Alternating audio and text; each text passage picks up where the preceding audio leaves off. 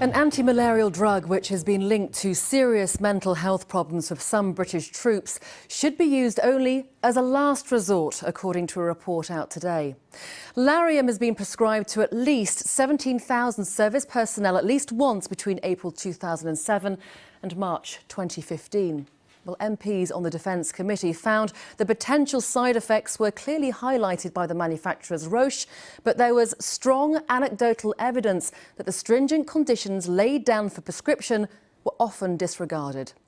Well, the MOD says the vast majority of deployed personnel already receive alternatives to Lariam.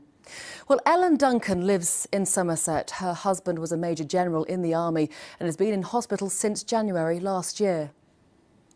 The stresses on these men with the things they're having to deal with, if you then add in another unknown factor, it's just too much and unnecessary because there are other drugs.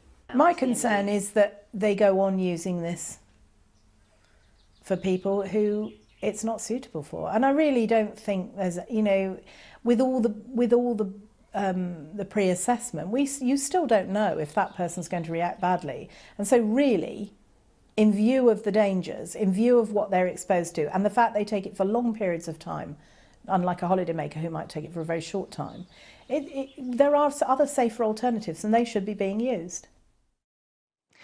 Well, former soldier and Plymouth MP Johnny Mercer has called for Lariam to be banned. Mr. Mercer, the drug will still be given to some people in some circumstances. Are you happy with that, given the report findings?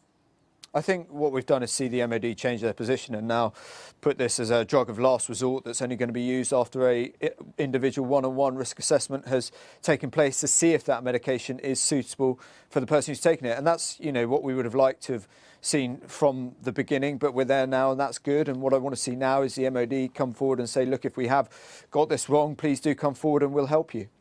So what overall control do you have in the military here? Because we hear about the stringent conditions that this drug is supposed to be taken in and they were blatantly disregarded. How do you know that they will be regarded in future and people are going to be taking this drug in its proper form?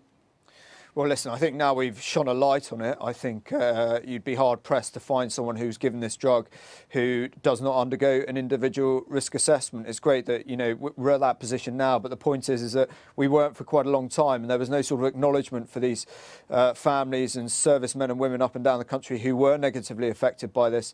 No sort of recognition that this had a role to play in it. I think we've got that now. Hopefully they can come forward, get the help that they clearly deserve, and in future we won't see these ill effects of mefloquine on our service personnel. We've heard about people who are still suffering the effects of Lariam, the after effects that clearly are struggling very much. What ongoing support is there? And is the military provided with the tools to give that ongoing support? Is this down to, say, more money from government?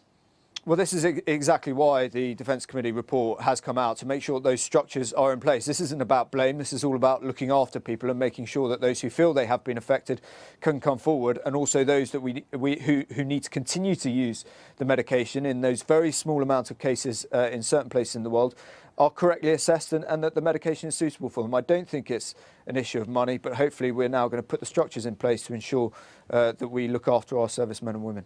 OK, Johnny Mercer, for now, thank you.